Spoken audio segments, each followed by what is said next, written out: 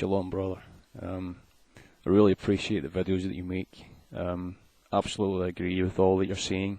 I just wanted to make a video response to this because it's just one thing that you're preaching that personally God has shown me something different than you. You're right about people worshipping a system, and that system is also connected to a false calendar system, which basically has been manipulated and added to since the first Roman Emperor, since the first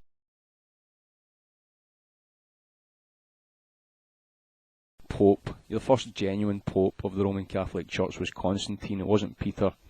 Certainly if they had a bit more intelligence, they could have made it Paul, because he was the only apostle that was in Rome. Peter certainly wasn't. But the Roman Emperor Constantine, what he actually did was he took the 7-day lunar cycle, which Israel was following up until before 321. Certainly they were up until they were Jerusalem was ransacked and the temple was burned. But you know, this calendar system was an invention.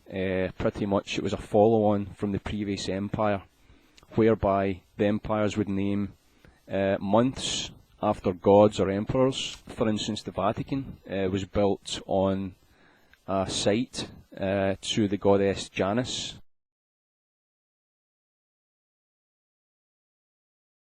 If you can tell me which scripture you refer to from the Bible that says that Saturday, the day of Saturnsday,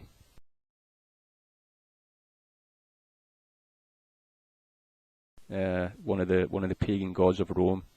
If you can see which scripture that is referring to, please let me know, because as far as I know, no pagan gods are mentioned in scripture.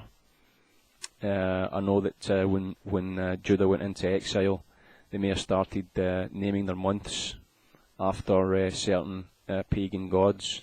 You know, obviously the pagans have their own pagan calendar, and generally that's what Rome did under the first Pope, Constantine, the first real Pope of Rome. He was the emperor and the religious leader and the political leader all at once. He was the one basically that took the 7 gods, pagan gods, from the Egyptian astrological system. Remember, the pagans worshipped the heavens, and obviously named pagan gods after them. Now, the calendar system we have today derives from that period before 321, and you can check textbooks out on this if you're near a library, or obviously online. There's quite a few sites that inform us that in the Jewish Encyclopedia as well, that Judah and Israel kept the Sabbath according to the lunar cycle.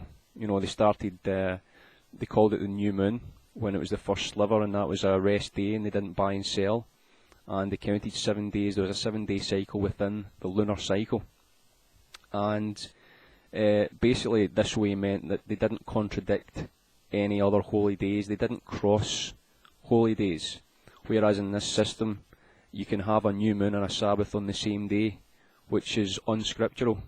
You know, you can only have that if you have 2 calendar systems going at once. So logically, it fits in. Scripturally, it fits in.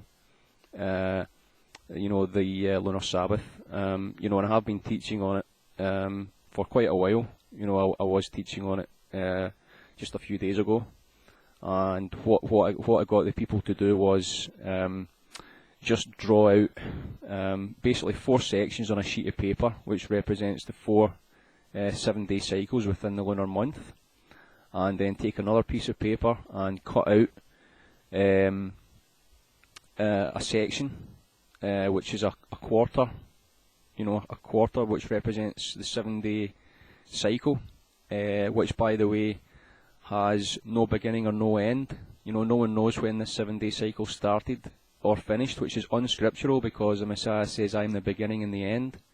Remember, he was the fulfillment of the Sabbath. then it would have to have a start and an end, an alpha, an omega, aleph and a tov, okay, because he is the beginning and the end. So really, I would encourage you, brother, to study a little bit more about the calendar system, because you're absolutely right in what you're saying. Primarily, Satan is using a calendar system so as to worship this present beast today, and ultimately, of course, to worship and give glory to him through all his pagan demonic deities who follow his rebellion against the Most High.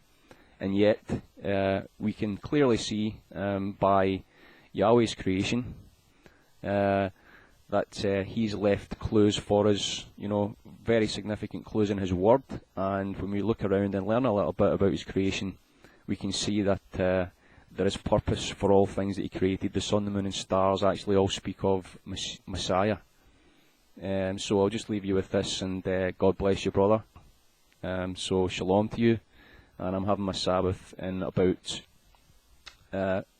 2 days' time, which is the 15th day of the 4th month in the Hebrew calendar.